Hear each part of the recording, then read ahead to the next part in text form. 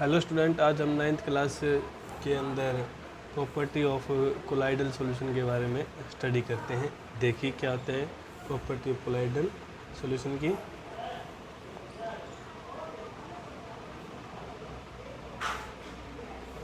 Properties of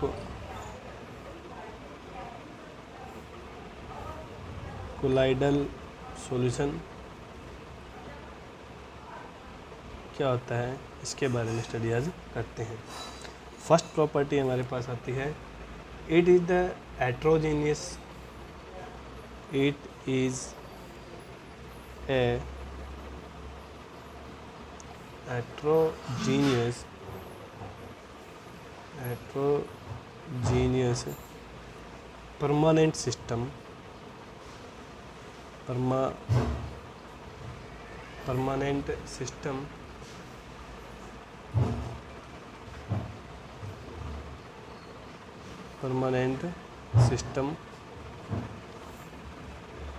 and cannot be filtered by ordinary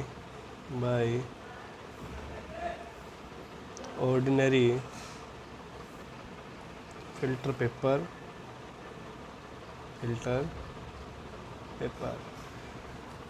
colloidal solution वह solution होता है जो हेट्रोजेनियस होता है।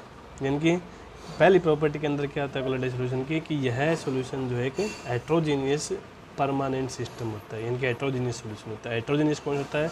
जिसके अंदर जो पार्टिकल जो है कम्प्लीटली डिजोल्व ना हो, उसको हम हेट्रोजेनियस मिक्सचर बोलते हैं। तो इनकी हेट्रोजेनियस मिक्सचर या हेट्रोजेनियस परमानेंट सिस्टम होता है। And can not filter by, और जो परमानेंट मिलता नहीं है, लेकिन इस प्रकार से है कि यह जो है यह हेट्रोजेनियस मिक्सचर जो है एक ऑर्डिनरी फिल्टर पेपर के द्वारा जो है इसको अलग नहीं किए जा सकते हैं इसके अंदर के पार्टिकल्स को।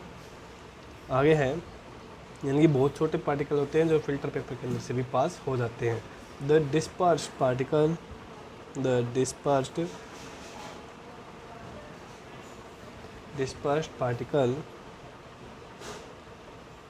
particles cannot be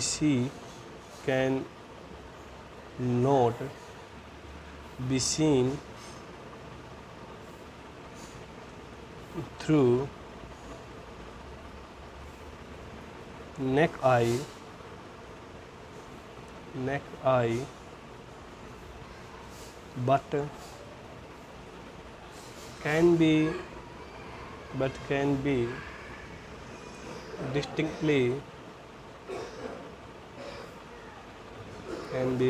distinctly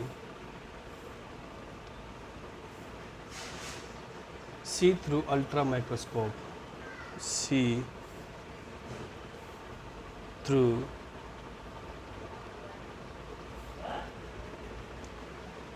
ultra microscope. क्या बोलता है कि the dispersed particle can not be see through naked eye, यानी कि नॉर्मल आंखों से के द्वारा हम इसके पार्टिकल्स को नहीं देख सकते हैं, but we can distinct see through ultra microscope. लेकिन जो माइक्रोस्कोप वगैरह होते हैं उनसे हम जो है इसके पार्टिकल्स वगैरह को देख सकते हैं। नंबर 2 प्रॉपर्टी इसकी आती है, when light pass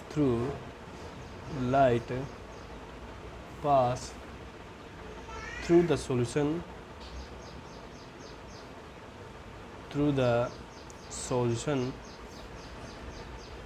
its path becomes visible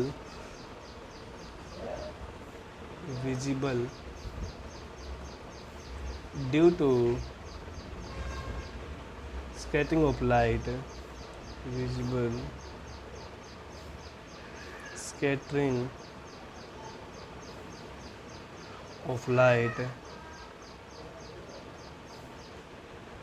by colloidal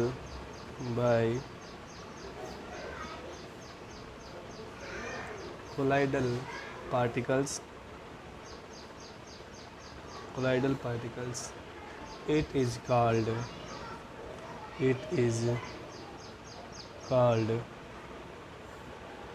Tyndall effect. Tyndall effect क्या होता है कि जब भी हम इसके अंदर से इस सॉल्यूशन के अंदर से लाइट को पास करते हैं, इट्स पास बिकम विजिबल, यानी कि इसके पाथ को हम देख सकते हैं, ऑफ स्कैटरिंग ऑफ लाइट के स्कैटरिंग होने से, यानी कि कोलाइडल पार्टिकल के द्वारा जो लाइट को स्कैट किया गया है उसको हम आसानी से देख सकते हैं जब भी किसी सॉल्यूशन के अंदर से लाइट पास करते हैं। तो इसी को हम क्या बोलते हैं, इसका टिंडल इफेक्ट बोलते हैं। अब टिंडल इफेक्ट क्या होता है इसके बारे में थोड़ा सा इसी पॉइंट के अंदर स्टडी कर लेते हैं। टिंडल इफेक्ट कहाँ होता है उसके बारे में देखिए क्या होता है। It can observe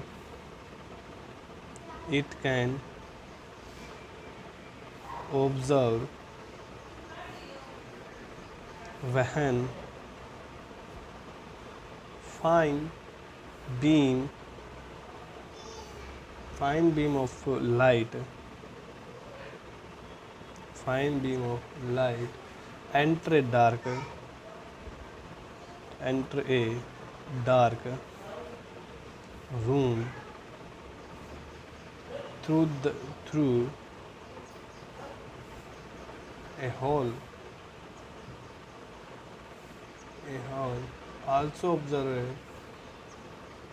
Also observe when sunlight pass through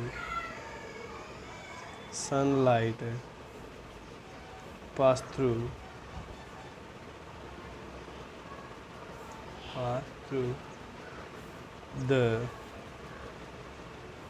canopy of dense forest.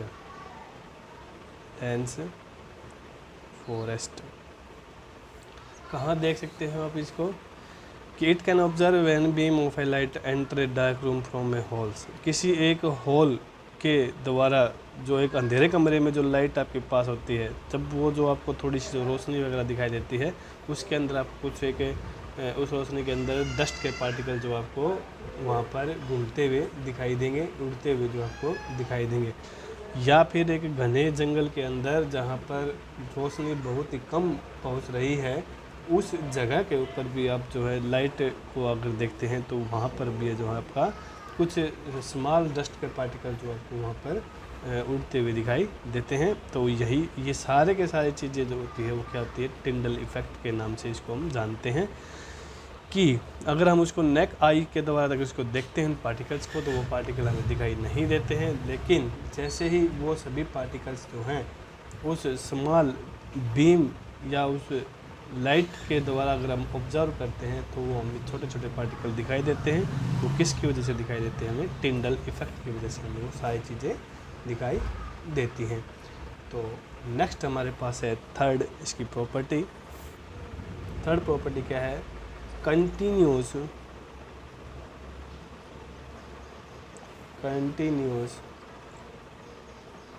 zigzag motion of colloidal particles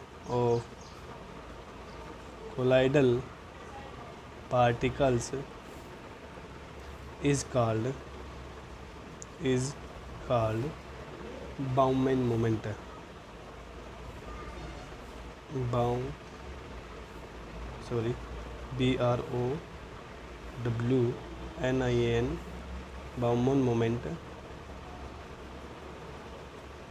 Bowman moment तो जो तीसरी प्रॉपर्टी के अंदर क्या बोलता है कि continuous zigzag motion is colloidal particle, यानी कि जो कोलाइडल पार्टिकल के अंदर कोलाइडल पार्टिकल्स जो है एक zigzag motion, continuous zigzag motion में रहते हैं। जिगजैग मोशन का मतलब किसी को डायरेक्शन ना हो, one point two another point पे बगैर किसी डायरेक्शन के या फिर अपने पास से विचलित जब रहता है तो उसको हम क्या बोलते हैं, जिगजैग मोशन बोलते हैं। यानी कि जब आप कोलाइडल पार्टिकल जो है कि कंटिन्यूस जिगजैग मोशन में रहते हैं उसी को हम क्या बोलते हैं, बाउमैन मोशन हम इसको बोलते हैं। क्यों बोलते हैं इसको हम एक बार लिख देते हैं। फर्स्ट, ऑब्जर्व बाय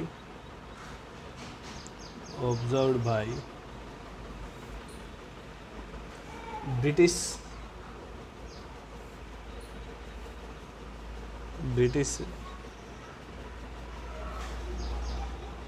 बोटनेस या रॉबर्ट ब्राउन, इसको या बोलते हैं रॉबर्ट ब्राउन। सबसे पहले जो है ब्रिटिश का रॉबर्ट ब्राउन ने जो इसके बारे में बताया था, इसलिए इसका नाम जो है बाउमेन मोमेंट भी इसका नाम रखा गया है। तो आगे देखिए क्या बोलते हैं, this motion is independent of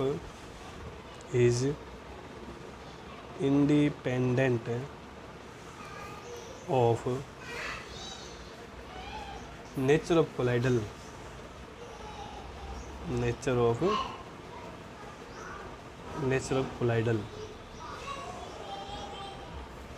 of colloidal but depend on the size of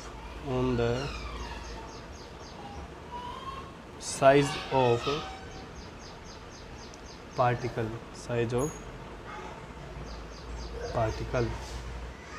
and viscosity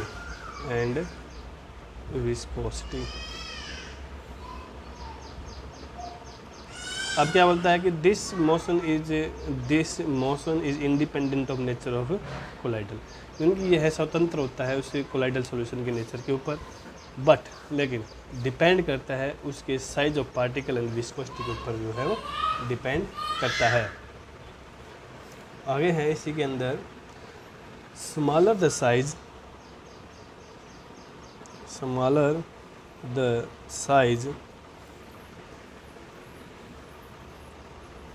lesser the viscosity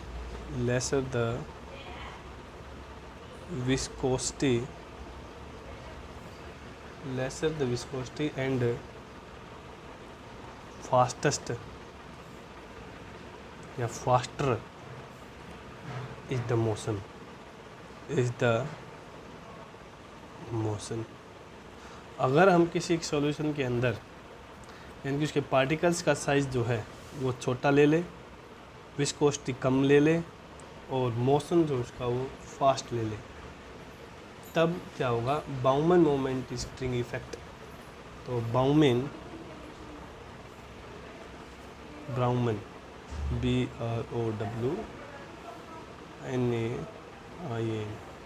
Bowman moment of spring effect, moment of a string effect।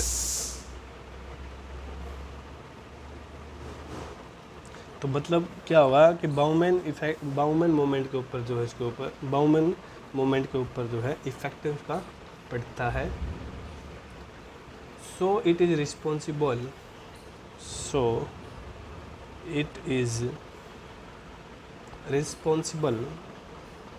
responsible for the stability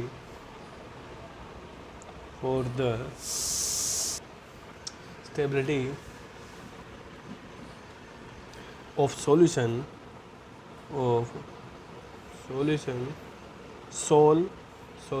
suspension या फिर suspension and true solution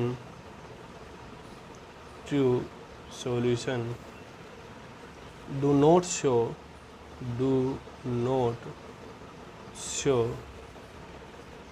Brownian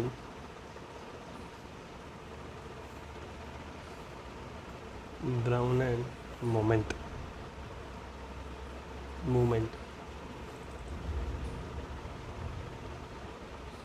मतलब जैसे कि हम इसके अंदर जो है इफ़ेक्ट डालते हैं, किस प्रकार का स्मॉलर साइज कर लेते हैं, लेस वेलोसिटी करते हैं और फास्टेस्ट मोशन करते हैं। तो आपका कोई भी सोर्स सस्पेंशन या ट्रू सॉल्यूशन जब होगा तो उसके अंदर बाउमैन मोमेंट जो वो शो नहीं करता है। तो नेक्स्ट हमारे पास बनती है फोर्थ, क्या बोलते हैं, colloidal particle always, colloidal particle always carry a electric charge, carry a electric charge। जैसे कि एग्जांपल के तौर पे हम बोल सकते हैं हीमोग्लोबिन, हीमोग्लोबिन जो कि ब्लड में पाया जाता है, is positive charge, is positive charge, is positive charge soul, while soul of struts,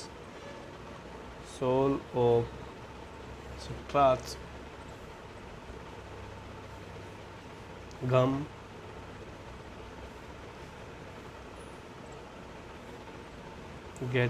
getine, clay,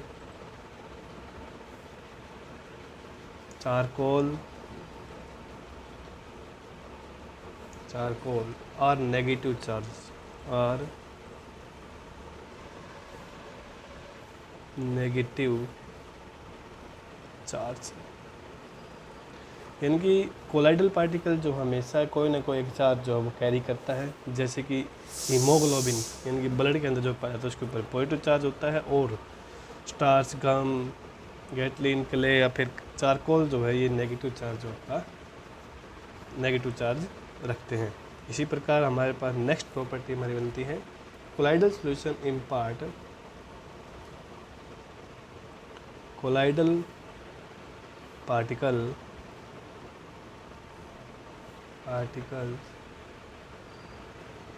solution, colloidal solution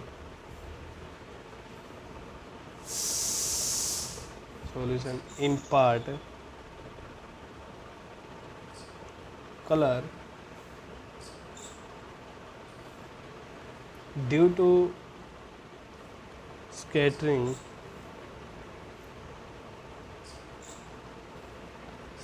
of light। किसी भी कोलाइडल सॉल्यूशन का जो आपका कलर जो होता है वो स्कैटरिंग ऑफ लाइट की वजह से होता है। The colour of colloidal solution, the color of colloidal solution depend on the wavelength, depend upon the wavelength, depend upon the wavelength of light, wavelength of light scattered by the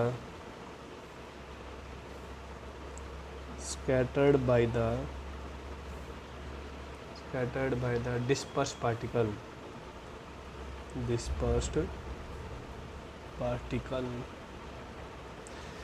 भाई क्या बताता है कि colloidal solution in particular due to scattering of light, यानी कि colloidal solution का colour जो है वो लाइट ऑफ स्कैटरिंग या स्कैटरिंग ऑफ लाइट की वजह से जो आपको होता है।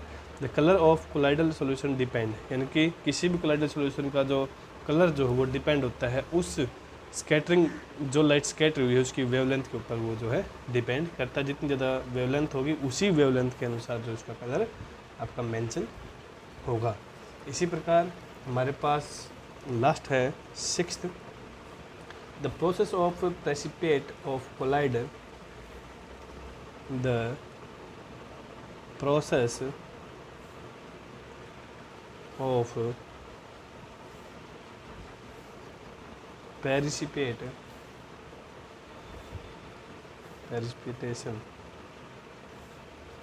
of collide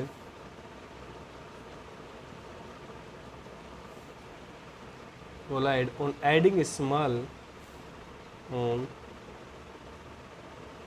adding a small quantity of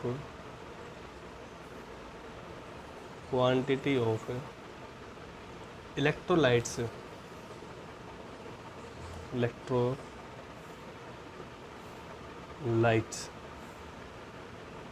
called coagulation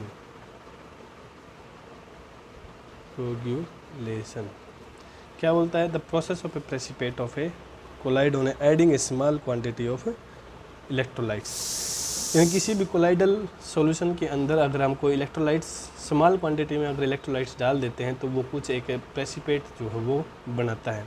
और जो प्रेसिपिटेट, इस प्रक्रिया को हम क्या बोलते हैं? कोगुलेशन बोलते हैं। तो आगे बोलते हैं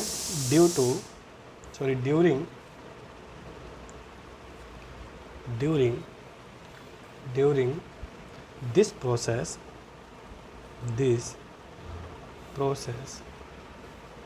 the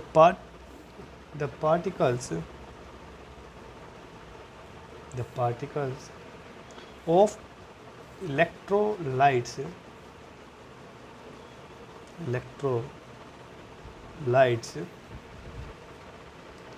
carrying charge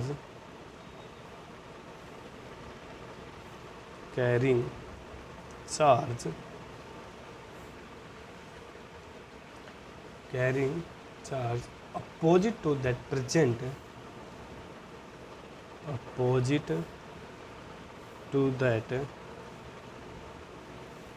present on the colloidal particle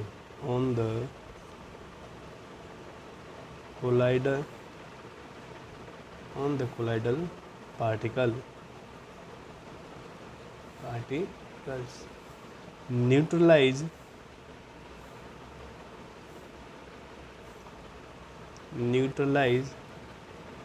neutralize them, so they get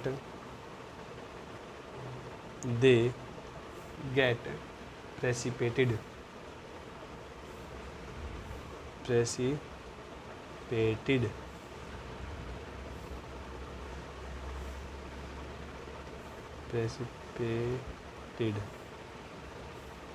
क्या बोलता है कि इस प्रोसेस के अंदर क्या होता है? जब भी हम, यानी कि during this process the particle electrolytes carrying a charge opposite to that, यानी कि जो भी हम इसके अंदर इलेक्ट्रोलाइट्स डालते हैं, इसके अंदर कोलाइडल सॉल्यूशन के अंदर जब भी हम कोई इलेक्ट्रोलाइट्स डालते हैं तो वो इलेक्ट्रोलाइट्स जो है, जो भी हमारे पास कोलाइडल सॉल्यूशन है उसके अपोजिट जो है वो चार्ज को कैरी करता है। और उसके अपोजिट चार्ज कैरी करने की वजह से वो जो है एक दूसरे को जो है आपस में न्यूट्रलाइज होने की कोशिश करते हैं, जिसकी न्यूट्रल होने की वजह से वो एक प्रेसिपिटेट तैयार कर देता है। और उसी प्रेसिपिटेट को हम क्या बोलते हैं? क्लॉटिंग या फिर कोगुलेशन हम इसको बोलते हैं। जैसे इसके अंदर आपको बताया है the stop bleeding by clotting counting of blood, जैसे कि क्या बोलता है कि जैसे कि ये बोलता है कि ferric chloride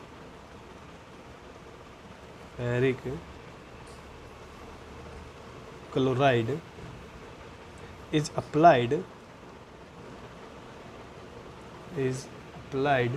on minor act. They stop bleeding by